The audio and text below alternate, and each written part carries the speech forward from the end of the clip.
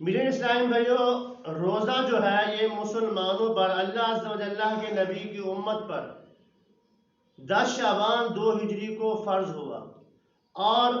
ابتدائے رمضان میں جب شروع میں روزہ فرض ہوا تھا اس وقت سحری کا یہ طریقہ تھا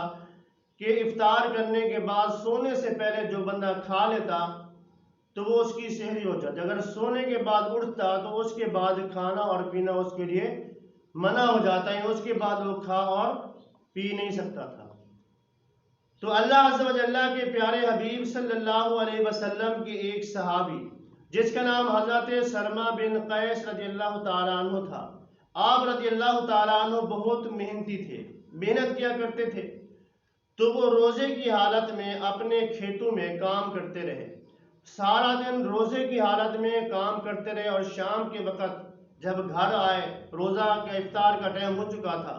اور اپنی زوجہ محترمہ سے کھانا طلب کیا تو وہ کھانا تیار کرنے میں لگ گئی، چونکہ آپ رضی اللہ تعالیٰ عنہ تھکے اور ہارے تھے تو آپ رضی اللہ تعالیٰ عنہ سو گئے اور آپ کی آنکھ لگ گئی۔ جب کھانا تیار ہو گیا تو آپ کی زوجہ محترمہ وہ کھانا لے کر آپ کی خدمت میں حاضر ہوئی اور آپ کو جگایا،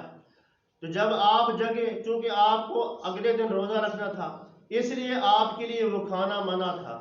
تو اس لیے آپ رضی اللہ تعالیٰ عنہ نے وہ کھانا نہیں کھایا، کیونکہ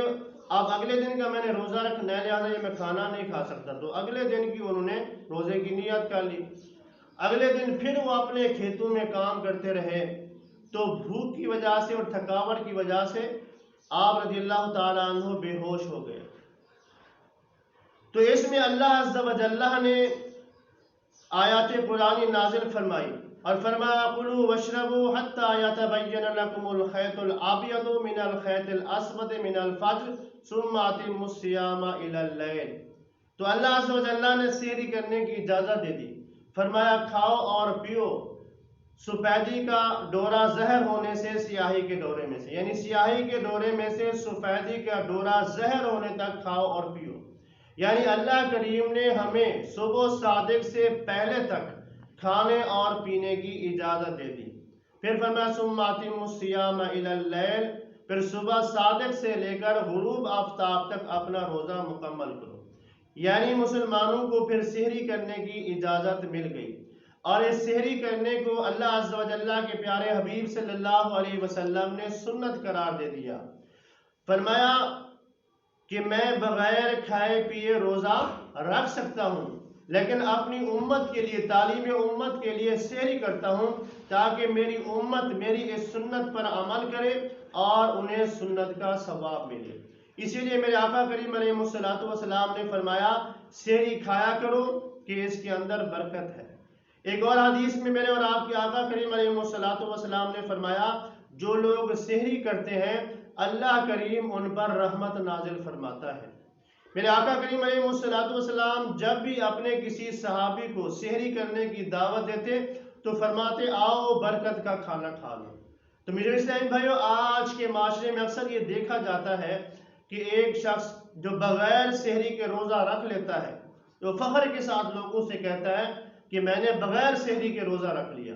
تو بزرگوں دوستوں، بغیر سحری کے روزہ رکھنا کوئی کمال کی بات نہیں ہے،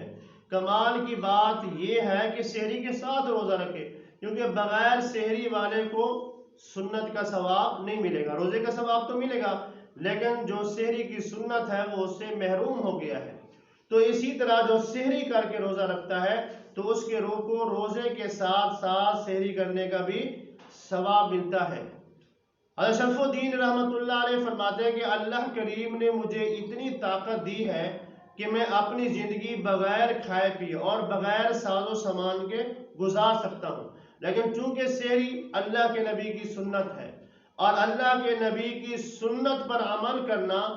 1000 سال کی عبادت سے بھی زیادہ ثواب ہے۔ تو سحری میرے آقا کریم علیہ الصلوۃ والسلام کی سنت ہے، اسے کبھی بھی نہ چھوڑے۔ ہاں اگر آپ کو بھوک نہیں لگی ہوئی سحری کے وقت تو آپ سحری کی سنت پر عمل کرتے ہوئے ایسا کر لیں 1-2 کھجوریں کھا لیں، 1-2 گھونٹ پانی پی لیں، تو آپ کو جو ہے سحری کی جو سنت ہے وہ آپ کی پوری ہو جائے گی، کیونکہ سنت پر عمل کرنا 100 سال کی عبادت سے بھی بہتر ہے۔